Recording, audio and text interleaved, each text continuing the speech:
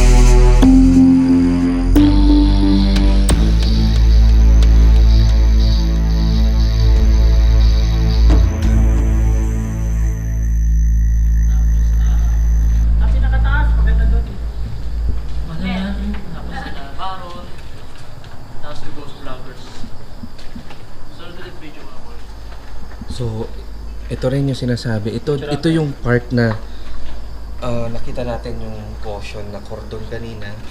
So, malamang ito yon. Hinihintay namin, may babato rin sa ano. Gusto niyo may nang babato? Ito na. Babatayin ko na kayo. Si Chino. Para siyang alam mo yung setting ng horror film o kaya yung may mga sa mga pelikula, yung may mga kinikidnap tapos dito nilalagay, yung mga ganon. Tapos kailangan dito, alam mo yung mga sa mga film ng Pinoy na may dito may barilan, may pasabugan. So mga ganitong klaseng lugar. So ito totally mga S-Friend, totally natabunan na ng lupa.